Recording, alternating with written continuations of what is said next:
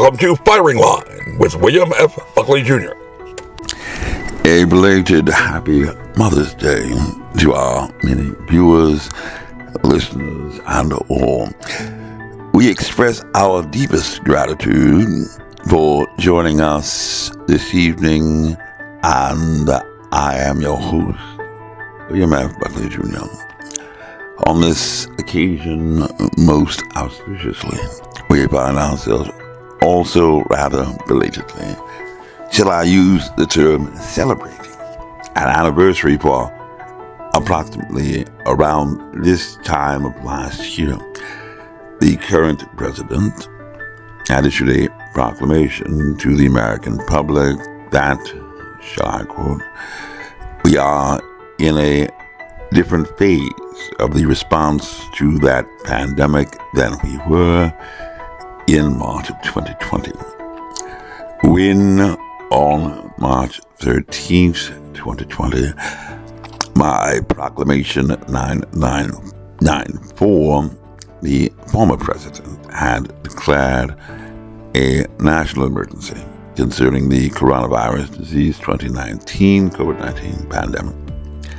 And by that proclamation, just last year, his administration, the current president, had been finally, after the longest respiratory tract infection pandemic in history, planning for an end to the national emergency, but through an orderly transition, which he had deemed at the time to be rather critical to the health and safety of the nation. And for that reason, the national emergency declared on March 13, 2020, and beginning March 1st, 2020, had been deemed very necessary to, in an abundance of caution, continue in effect beyond March 1st, 2023, continuing the national emergency declared in Proclamation 9994 concerning the COVID-19 pandemic, with great anticipation that the current president would be terminating the national emergency concerning the COVID-19 pandemic on May 11th, 2023, which, in point of fact, had indeed come to pass. And so today, marking the rather belated anniversary of this milestone, welcomed certainly by all during a global public health crisis in which, as President had said, marking the first anniversary, that we had all lost something, even though it may have been quite different for everyone. We welcome to our studios this evening a man who had been described, I believe by Al Jazeera, as the most trusted voice in separating that which is fact from fiction. And in preparation for this unique opportunity, I had the opportunity to engage in just a bit of research myself, and had found that, while certainly distinguishable on appearance, not to be easily confused with one another. That's why I carry American Express, Bill. Indeed, Dr. Fauci, Dr. Anthony Fauci, our guest. Don't leave home without it. As you said, they have sounded the all clear, Bill. As saith the Murlocs to the Eloi. Literary allusion for those who might appreciate great literature, or even science fiction. Touche, Bill. Indeed, Dr. Fauci, Dr. Anthony Fauci. Now I've lost my train of thought. Where was I? Research. Oh, yes. Thank you, dear fellow, for reminding me, Dr. Fauci, Dr. Anthony Fauci. In my rather hasty research, much akin to the efforts by our experts at the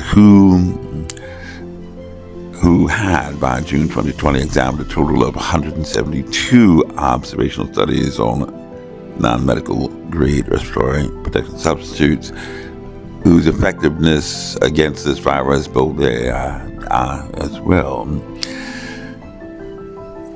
As even, I believe, reported in the rather progressive Washington Post, I find ourselves in sharp disagreement with your position, most respectfully, Dr. Boucher.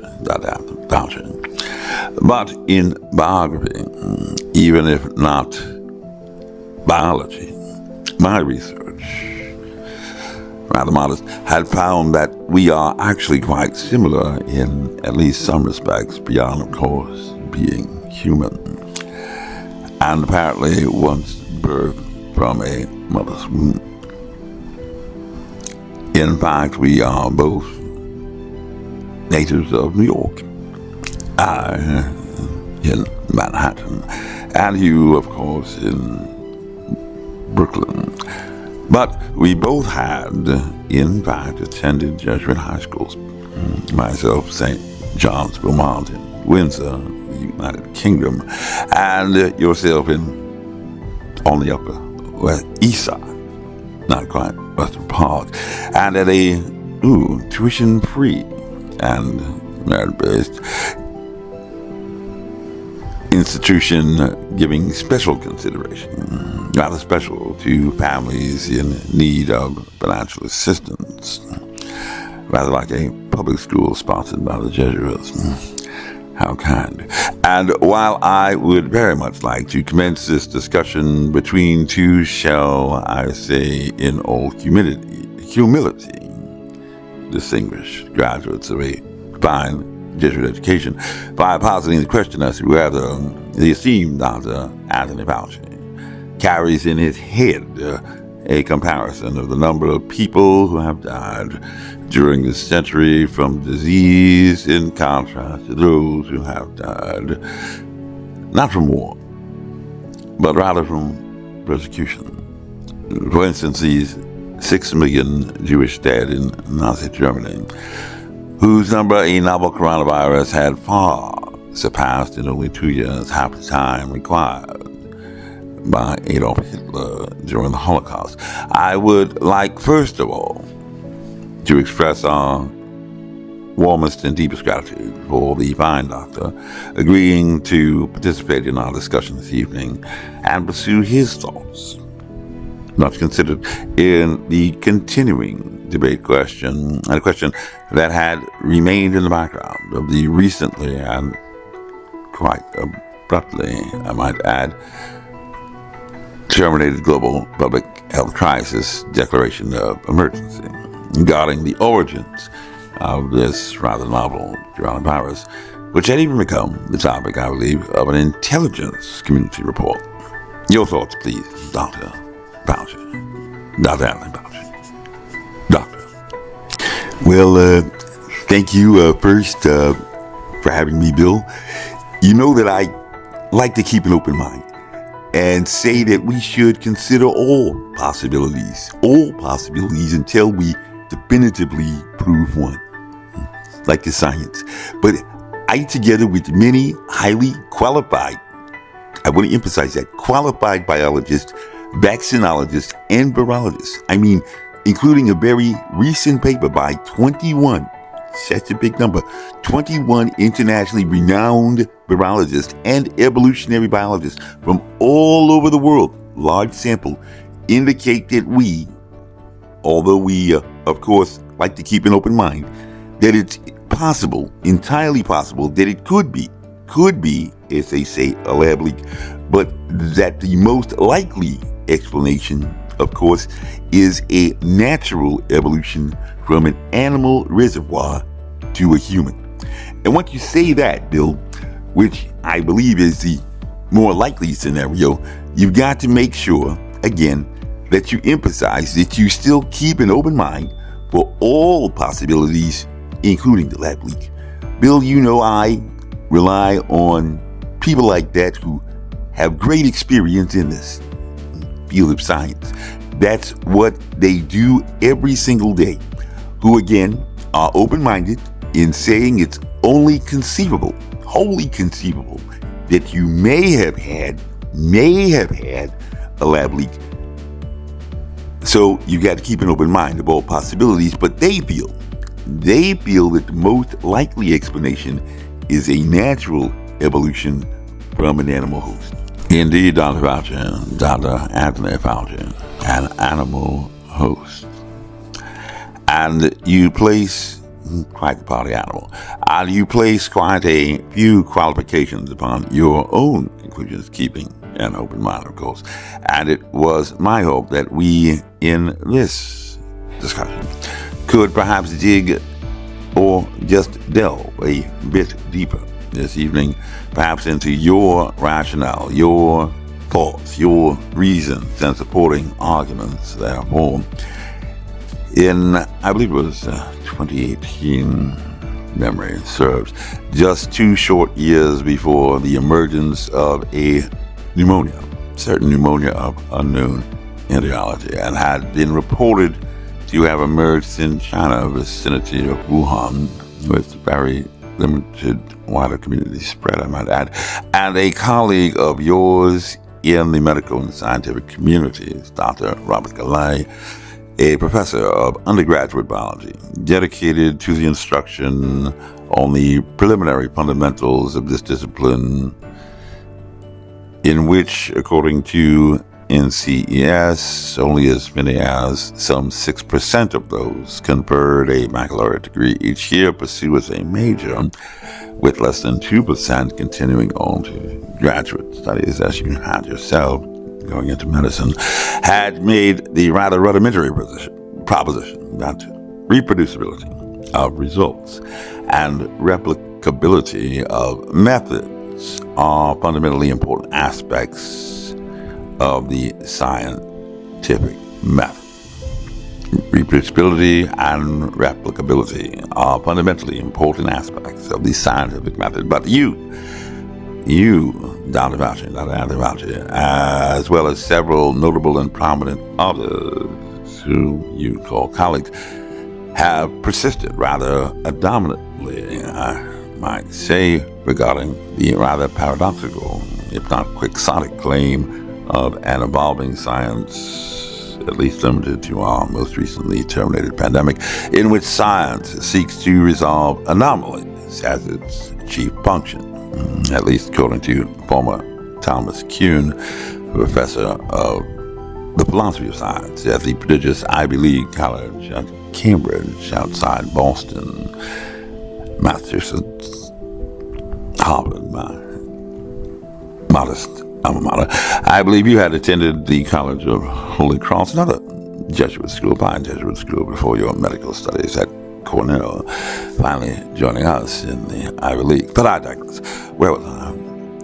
And on this rather rudimentary point of reproducibility and replication, can you please, Dr. Fauci, Dr. Anthony Fauci, share with myself and our listeners and viewers as well your most considered thoughts in an evolving science, as you describe, with regard to this rather basic proposition, i.e., LS, for those who did not take Latin or failed it, reproducibility and replication.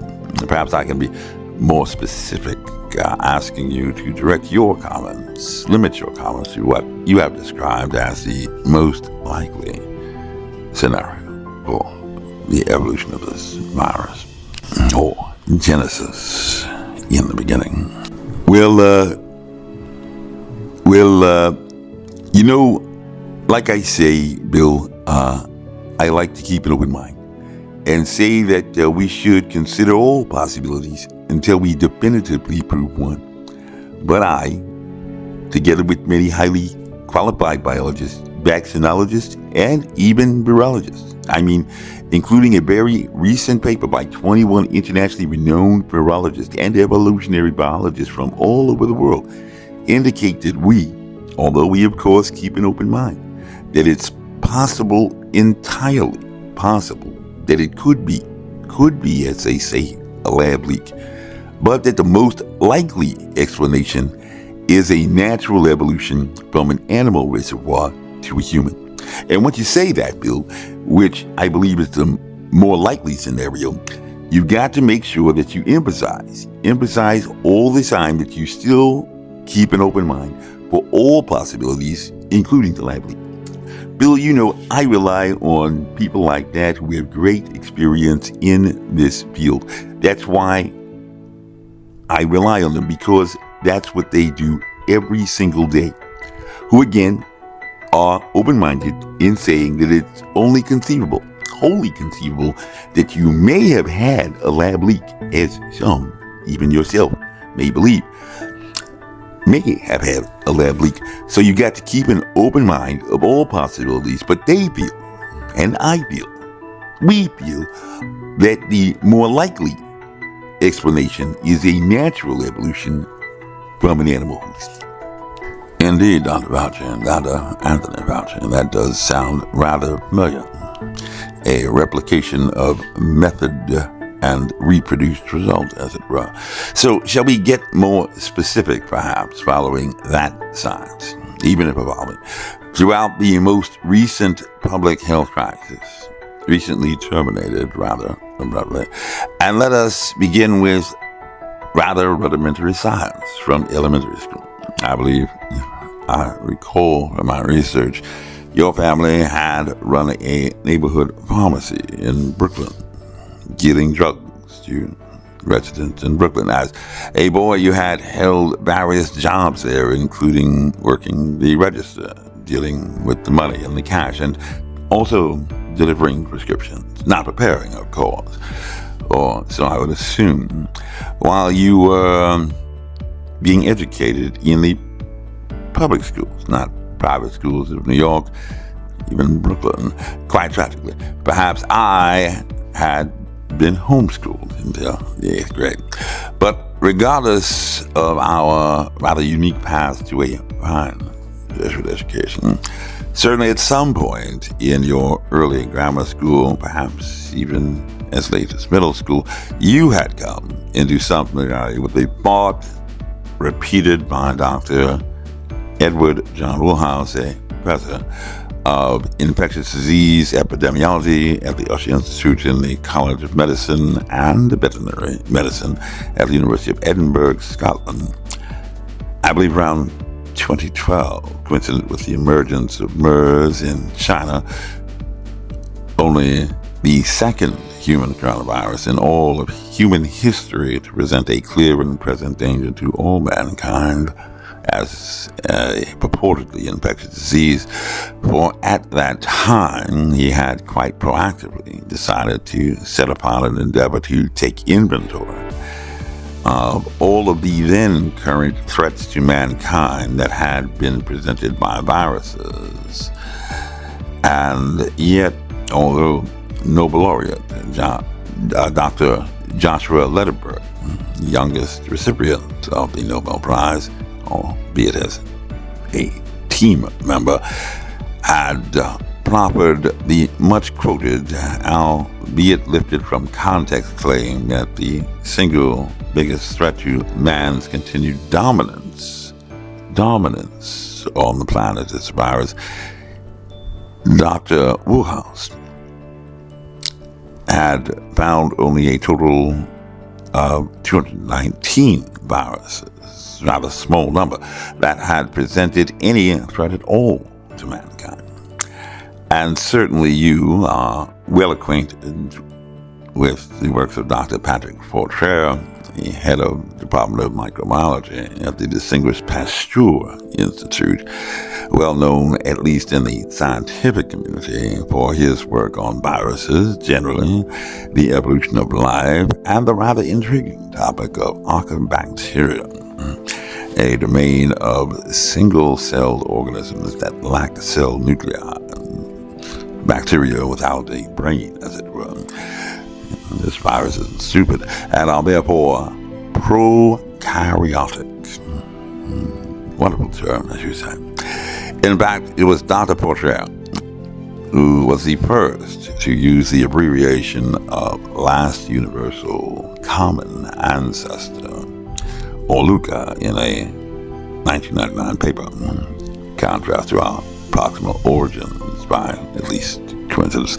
And in 2010, when the National Institute for Safety and Health, NIOSH, sub-agency of our own CDC, had conducted a simulated challenge study to test the effectiveness of non-medical grade substitutes back in 2010 in the Obama administration. employing the very same diagnostic equipment that we use to rate the N95, gold standard for respiratory protection for government scientists, which should seem to suggest that given the hallmarks of science in reproducibility and indeed replication, we would find no need at all for any evolving science in a pandemic with a novel virus. But to the extent that it is a virus, as all viruses have been before. But I digress. Yes, notable, shall we say, evolutionary biologists had observed that viral particles are by far, and I quote, the most abundant biological entities on our planet. If you recall a course, perhaps on probability and statistics from your studies at Regis High School, perhaps receiving financial aid, and perhaps even still delivering drugs at your family's drugstore, and of course working cash register. When considering the law of large numbers, a constant, at least in mathematics, described rather succinctly by the Encyclopedia Britannica as that theorem in statistics, that as the number of identically distributed, randomly generated variables increases, their sample mean or average approaches their theoretical mean, first proved empirically by the Swiss mathematician Jacob Bernoulli in 1713, or in Sesame Street simplicity state, under the law of large numbers, the more times that you repeat a random exercise, you are likely to achieve your desired result. To a reasonable person of ordinary sense and understanding, the rule for a soldier who must obey a lawful order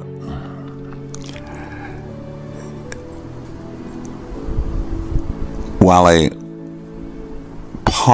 iPod with the conclusions of our intelligence community, as well as yourself, most respectfully, of course, there would be rather a low confidence of an emerging virus threat emerging from the most abundant viral particles in the world, with just 219 threats to mankind, this being infinitesimally small in comparison to the larger universe. But you and your esteemed colleagues nonetheless remain quite convinced and confident that the most likely explanation is a natural evolution from an animal reservoir to a human, even though all science and math seem to suggest that this virus had come from life. And as it appears that we are now, unfortunately, out of time, that shall be the very last word. So in closing, I once again wish to thank our distinguished guest, Dr. Anthony Fauci, a fellow New Yorker by birth and Jesuit High School alumnus, as well as thanking all of our many viewers and listeners for joining us on this rather timely discussion. And may I conclude for now by returning to the prudent thoughts expressed by some distinguished colleagues of our guest, Dr. Fauci, Eddie Holmes, and Christian Anderson, names with which we should all be familiar, who I believe had even sent an email expressing their early concerns that the features of this virus that appear to be potentially in parentheses engineered, had published a peer-reviewed article in the Cell Journal in late 2021. And these notable evolutionary biologists had concluded, and I quote, failure